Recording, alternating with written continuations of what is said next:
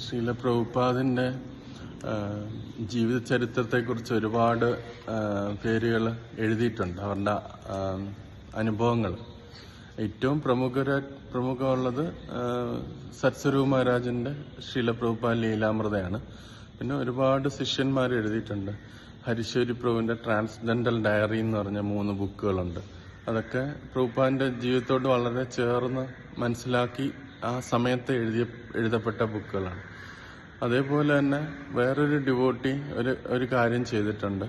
ആ ഡിവോട്ടി പോയി എല്ലാ പ്രമുഖരായ ശിഷ്യന്മാരുടെയും പ്രഭുപാദുമായിട്ടുള്ളവരുടെ മെമ്മറീസ് ഈ വീഡിയോയിൽ റെക്കോർഡ് ചെയ്തിട്ടുണ്ട്. സിദ്ധാന്തദാസ് എന്നാണ് അദ്ദേഹത്തിന്റെ പേര്. അദ്ദേഹം അങ്ങനെ കുറേ ഡിവോട്ടീസിന്റെ മെമ്മറീസ് അവരൊക്കെ പ്രഭുപാദിനെ നേരിട്ട് കണ്ടവരും പ്രഭുപാദിന്റെ അടുത്ത് നേരിട്ട് ഗൈഡൻസ് എടുത്തവരുമായിട്ടുള്ള ഡിവോട്ടീസ് കണ്ട് വീഡിയോയിലൂടെ അവരെ റെക്കോർഡ് ചെയ്തിട്ടുണ്ട്. അപ്പോൾ അദ്ദേഹം സിദ്ധാന്തദാസ് എന്ന് പറഞ്ഞ ഡിവോട്ടി. അപ്പോൾ ഒരുപാട് ശിഷ്യന്മാരുടെ ഇപ്പോഴും അത് ശിഷ്യന്മാരുടെ എടുത്തുകൊണ്ടിരിക്കുകയാണ്. പക്ഷെ ഏകദേശം പ്രമുഖരായിട്ട് ഇപ്പം ജീവിച്ചിരിക്കുന്ന ശിഷ്യന്മാരുടെയൊക്കെ പ്രമുഖരായിട്ട് പ്രസ്ഥാനത്തിൽ ആക്റ്റീവായിട്ടുള്ളവർ അവരുടെയൊക്കെ എടുത്തിട്ടുണ്ട്. അപ്പോൾ അങ്ങനത്തെ ഒരു ബുക്കുണ്ട്. 3 വോളിയം ബുക്കാണ്. അപ്പോൾ അദ്ദേഹം സിദ്ധാന്തദാസ് വന്നത് തന്നെ 1969 അദ്ദേഹം അമേരിക്കയിൽ വെച്ച് ഹോളിവുഡ് ജസ്റ്റ് കാണാൻ പോയപ്പം അവിടെ ഈ സങ്കീർത്തൻ പാർട്ടി നടക്കുന്നുണ്ട്. അപ്പൊ അദ്ദേഹം വിചാരിച്ചു ഇതൊരു സിനിമയുടെ ഭാഗമായിട്ടുള്ള എന്തോ ഒരു ഇതായിരിക്കും എന്നാണ് അദ്ദേഹം വിചാരിച്ചത്.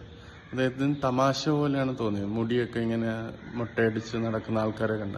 പിന്നെ 1 വർഷത്തിനുള്ളിൽ തന്നെ അദ്ദേഹത്തിന്റെ ഈ ഫിലോസഫി വളരെ സനാതനമായ ഒരു ധർമ്മത്തിന്റെ ആഴത്തിലുള്ള തത്വമാണിത് പ്രചരിപ്പിക്കുന്നതെന്ന് മനസ്സിലാക്കുകയും അദ്ദേഹത്തിന്റെ ഒരു ബാക്ക് ടു ഗോഡ് മാഗസിൻ കിട്ടുകയും ആ മാഗസിൻ വായിച്ചപ്പോൾ തന്നെ അദ്ദേഹത്തിന്റെ ഹൃദയത്തിലുണ്ടായിരുന്ന എല്ലാ സംശയങ്ങളും മാറുകയും ചെയ്തു.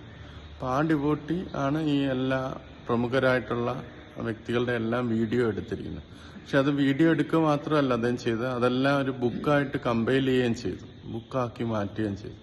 അപ്പൊ ആ ബുക്കിന്റെ ഫസ്റ്റ് വോളിയത്തിന്റെ അതിന്റെ മുഖവുരയില് ഹൃദയാനന്ദദാസ് ഗോസ്വാമി എന്ന് പറഞ്ഞ ഇപ്പോഴത്തെ ഇസ്കോണിലെ ഒരു ആധ്യാത്മിക ഗുരു ഒരു ലേഖനം എഴുതുന്നുണ്ട്. അതിന്റെ മുഖവുര ആ ബുക്കിനെ ഇൻട്രൊഡ്യൂസ് ചെയ്തുകൊണ്ട്.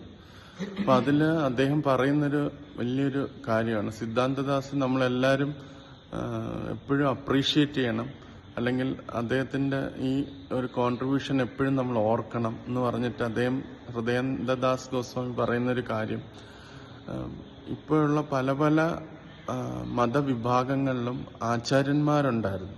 ഇപ്പൊ ക്രിസ്ത്യാനിറ്റിയിലെ ജീസസ്, ഇസ്ലാം മതത്തില് മുഹമ്മദ്, അങ്ങനെ ആചാര്യന്മാരുണ്ടായിരുന്നു. ഈ ആചാര്യന്മാരുടെ കൂടെ ഉണ്ടായിരുന്ന ശിഷ്യന്മാരും അല്ലെങ്കിൽ അനുയായികളും പലപ്പോഴും അവരുടെ ജീവിതവും അവരുടെ ജീവിതത്തിന്റെ ലക്ഷ്യവും കറക്റ്റായിട്ട് റെക്കോർഡ് ചെയ്തിട്ടില്ല. റെക്കോർഡ് ചെയ്യാത്തതുകൊണ്ട് പിന്നെ അവർ ചിലപ്പോൾ പോയി കഴിഞ്ഞതിന് ശേഷമൊക്കെ ആയിരിക്കും അത് ഓർത്തെടുത്ത് പറയുന്നത്. അപ്പൊ അങ്ങനെ ചെയ്തതുകൊണ്ടാണ് ഇന്നും ഈ സമൂഹത്തില് മതത്തിന്റെ പേരിലുള്ള കലഹങ്ങളും അക്രമങ്ങളും നടക്കുന്നത്. കാരണം അവർ ഇന്റർപ്രറ്റ് ചെയ്യും, ഇങ്ങനെയാണ് ആചാര്യൻ പറഞ്ഞത്, വേറൊരാൾ പറയും അല്ല അങ്ങനെയല്ല ഇങ്ങനെയാണ് പറഞ്ഞത് എന്ന് പറഞ്ഞുകൊണ്ട് പരസ്പരം അങ്ങോട്ടും ഇങ്ങോട്ടും എല്ലാം നടക്കുന്നു. പക്ഷെ അതുകൊണ്ടാണ് ശ്രീല പ്രഭുപാദിന്റെ കാര്യത്തില് അവരുടെ ശിഷ്യന്മാർ ചെയ്ത മഹത്തരമായ കാര്യം എന്ന് പറയുന്നത്. പ്രഭുപാദ് ഉണ്ടായിരുന്ന സമയത്ത് തന്നെ അദ്ദേഹം ചെയ്യുന്ന ഓരോ കോൺവെർസേഷൻ ആകട്ടെ, ഓരോ ലെറ്റേഴ്സ് ആകട്ടെ, എല്ലാം അവർ സൂക്ഷിച്ചു വെച്ച് എല്ലാം ബുക്ക് പരമാക്കുകയും ഡിജിറ്റൽ ഫോർമാറ്റിലാക്കി തരികയും ചെയ്തു. പ്രഭുപാദിന്റെ അവസാനത്തെ 11 വർഷക്കാലത്തെ മിക്ക കാര്യങ്ങളും ഒരു ദിവസം പോലും ഇടവില്ലാതെ എല്ലാം റെക്കോർഡ് ചെയ്തിട്ടുണ്ട്. ഇത് പ്രഭുപാദിന്റെ ശിഷ്യന്മാർ ചെയ്ത ഒരു വലിയൊരു കാര്യമാണ്. കാരണം ഇനി വരുന്ന ജനറേഷനും പ്രഭുപാദ് ആരായിരുന്നു, അദ്ദേഹത്തിന്റെ ടീച്ചിങ്സ് എന്തായിരുന്നു, അദ്ദേഹത്തിന്റെ മൂഡ് എന്തായിരുന്നു എന്ന് എല്ലാവർക്കും അറിയാം. അത് വെച്ച് ആരും അതിനെ തെറ്റിദ്ധരിക്കുകയോ ഇന്റർപ്രറ്റ് ചെയ്യുകയോ ചെയ്യത്തില്ല എന്നുള്ളത്. അപ്പൊ അത് ഒരു കാര്യം ഹൃദയാനന്ദ മഹാരാജ് പറയാണ്. അപ്പൊ അതുകൊണ്ട് നമ്മളെല്ലാവരും വളരെയധികം ശ്രീല പ്രഭുപാദിന്റെ ശിഷ്യന്മാരോട് കടപ്പെട്ടിരിക്കുന്നു എന്ന് ഇങ്ങനെ പറഞ്ഞു.